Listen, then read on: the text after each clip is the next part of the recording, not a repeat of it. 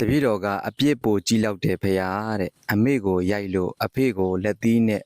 ဝင်ထိုးခဲ့ဘူးတယ်10နှစ်သားကပေါ့တဲ့သားတွေသမီးတွေတော်တော်များများကအမေဆိုရင်ပို့ပြီးတော့ချစ်ကြတယ်ဘာဖြစ်လို့ချစ်ကြတာလဲလို့ဆိုရင်အမေရင်ခွင်မှာကြီးခဲ့ကြတယ်အမေတို့ကိုစို့ပြီးတော့မှကြီးခဲ့ကြရတဲ့ပုံကိုယ်တွေဖြစ်တာကြောင့်အမေဆိုတဲ့ပုံကိုယ်ကလည်းပဲနှလုံးသားကအမန်တန်ကိုနှုညံ့တယ်ဒါကြောင့်မို့လို့အမေကိုဆိုရင်သားတွေရောသမီးတွေရောပို့ပြီးတော့ချစ်ကြတယ်အဖေကိုတော့ချစ်တဲ့သူရှားတယ်ဗျအဖေဟာလူချမ်းကြီးအဖေဟာလူချမ်းရဲ့နေရာမှာတရုပ်ဆောင်နေရတဲ့ပုဂ္ဂိုလ်ကြီးဆိုတော့အဖေကိုတော့ချစ်တဲ့သူကရှားပါတယ်ဟိုတနေ့ကဆရာတော်ဥပညာဝါဒဟောထားတဲ့တရားလေးကိုဖုံနာလိုက်ရတော့ဆရာတော်ကဘာဟောထားတော့ဆိုတော့အမေတွေကဘိုင်းနဲ့လွယ်တယ်တဲ့အဖေတွေကခေါင်းနဲ့လွယ်တယ်တဲ့ဒီသားဒီသမီးလေးတွေကိုယ်ဝန်ဆောင်ထားရစဉ်ကလေးကအဖေတွေကခေါင်းနဲ့လွယ်ထားရတယ်။ဘာတွေလဲဆိုတော့ဒီသားသမီးလေးတွေမွေးလာရင်ဒီသားသမီးလေးတွေကိုဘယ်လိုရှာကျွေးရမလဲ။သူတို့ဝတ်ဖို့သူတို့စားဖို့နေဖို့ထိုင်ဖို့ကျောင်းစရိတ်အကုန်လုံးအစအရာအဖေကခေါင်းနဲ့တွေးရတယ်။ဒါကြောင့်မို့ဒီသားသမီးတွေအတွက်ကိုအဖေကခေါင်းနဲ့လွယ်ရတယ်လို့ပြောခြင်းဖြစ်ပါ။ဒါကိုအမေတွေကသိရမှာဗျ။မိကောင်းဖခင်တဲ့အမိကောင်းမှာအဖကိုခင်တယ်ဆိုတဲ့စကားလေးရှိပါတယ်ဖုံငယ်လေးကဖုံရဲ့အဖေကစိတ်ကြီးပါတယ်စနေသားတားရည်သမီးတွေကိုလည်းပဲရိုက်တယ်လူချမ်းကြီးပေါ့အဲ့လိုရိုက်တဲ့အခါမှာဖုံတို့တွေကဘာလို့အဖေကရိုက်ရတာလဲအမေဆိုရင်ဖုံတို့ကိုမရိုက်ပါဘူးအခုမှအသက်ကြီးမှပြန်စဉ်းစားမိတာကကိုယ်တိုင်လည်းပဲအဖေနေရာမရောက်ပေမဲ့လို့ဆရာသမားနေရာကိုရောက်လာတဲ့အခါမှာဒါဆရာသမားနေရာရောက်လာတဲ့အခါမှာကိုသားကိုသမီးအရွယ်တပည့်ငယ်လေးတွေရလာတော့ကိုယ်တိုင်လည်းပဲဒီလိုလေးတွေဆုံးမပြပါတယ်မိသားစုထဲမှာကြောက်ရမဲ့လူတယောက်ကတော့ရှိမှဖြစ်မှာပါအမေကတော့ပြောစရာမလိုဘူးသားသမီးတွေကိုဘာပဲဖြစ်ဖြစ်အလိုလိုက်တယ်အကြိုက်ဆောင်ပေးတယ်အဖေကတော့အဲ့လိုမဟုတ်ဘူးခတ်တင်းခတ်မှာပဲ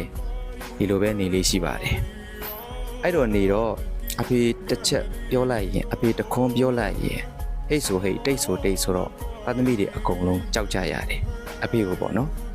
အဲ့တော့အဖေကတခါတလေကြရင်တောက်တာစားတာလေးလည်းပဲရှိချင်ရှိမှာပေါ့အဖေတိုင်းကိုတော့မဆိုလိုပါဘူးဘုံရဲ့အဖေကတော့အတောက်စားမရှိပါဘူးဒါပေမဲ့စိတ်ကြီးတယ်တခါတလေကြရင်ဘုံရဲ့မဲတော်ကိုစူတယ်ရိုက်မယ်နဲ့မယ်တွေလှုပ်တယ်ပေါ့အဲ့ဒီလှုပ်တဲ့ခါကျရင်ဘုံတို့ကလည်းစိတ်ဆိုးတယ်ကို့အမေကိုထိတော့စိတ်ဆိုးတာပေါ့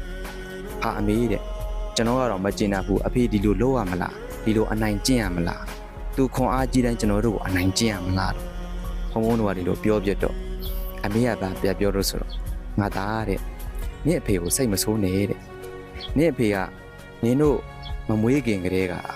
ငါဘိုက်ထဲမှာလွှဲထားရစဉ်ကလေးကနင်တို့တက်ကိုတွေးပေးနေရတာနင်တို့ဝတ်ဖို့နင်တို့စားဖို့နင်တို့ထိုင်ဖို့အားလုံးအဆင်ပြေအောင်နင့်အဖေကတွေးပေးနေရတာတဲ့အခုနင်တို့ကိုမွေးဖွားလာတော့လည်းပဲလူတစ်လုံးသူတစ်လုံး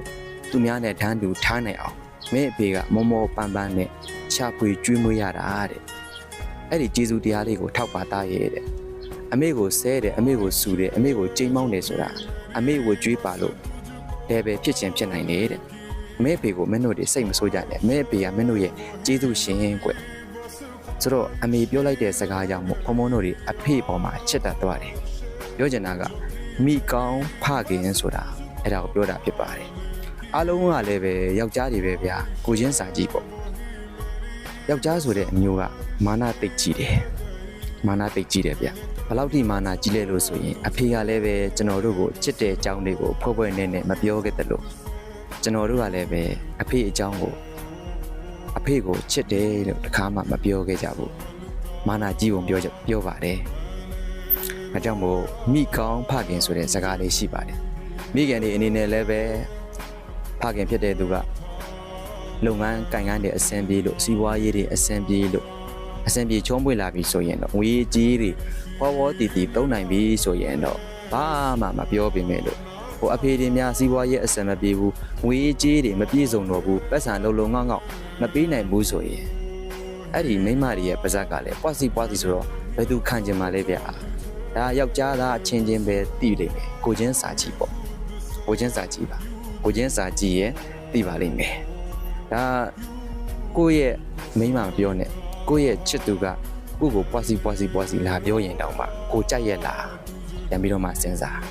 ကိုယ့်ရဲ့အဖေကလည်းပဲလုပ်ငန်းကိုင်ငန်းထဲမှာအစင်မပြေလို့လူမှုရေးအရာရောစီးပွားရေးအရာရောဒီသားဒီသမီးတွေကိုခေါင်းထဲမှာတွေးရတဲ့အတွေးတွေရောခေါင်းချောက်ပြီးတော့မိမကပွားစီလာလုပ်မယ်ဆိုရင်သူတို့လည်းပဲစိတ်ဆိုးမှာပဲစိတ်ဆိုးမကစိတ်ဆိုးရင်ထရိုက်မှာပဲဒါဟာယောက်ျားသားတွေရဲ့ခံစားချက်ဖြစ်ပါတယ်အဲ့ဒီခံစားချက်တွေကိုသိရမှာဖြစ်ပါတယ်မိခင်များကလည်းပဲအဲ့ဒီသဘောတရားတွေကိုသားသမီးတွေကိုနားလည်အောင်ပြောပြရမှာဖြစ်ပါတယ်ဖခင်ကရွက်လေကြီးနဲ့တူတယ်။ဖခင်လော်တဲ့ရွက်လေကြီးမှာဘုံဘုံတို့တွေမိသားစုတွေအကုန်လုံးသားတဲ့သမီးတွေကပျော်ပျော်ပါပါကြီးစီးခဲ့ကြတယ်။ကိုယ့်အလဲကိုလော်ရတော့မယ်ဆိုတော့အကုန်လုံးဟာသူလော်မလို့ကိုလော်မလို့နဲ့ဒီလိုဖြစ်နေကြတယ်။ဒါကြောင့်မို့ဖခင်လော်တဲ့လေပေါ်မှာစီးခဲ့ကြတဲ့အားလုံးဖခင်ရဲ့ကျေးဇူးတရားတွေကိုနားလေသဘောပေါက်ပြီးတော့ဖခင်ကြီးကိုမပြင်းမစော်ကားကြပါနဲ့အမေများကလည်းပဲသားသမီးတွေကိုပြောပြပါမိကောင်းဖခင်ဖြစ်အောင်ကြိုးစားနိုင်ကြပါစေခင်ဗျာအားလုံးပဲကိုယ်စိတ်နှပါကျမ်းမာချမ်းသာတော်မူကြပါစေ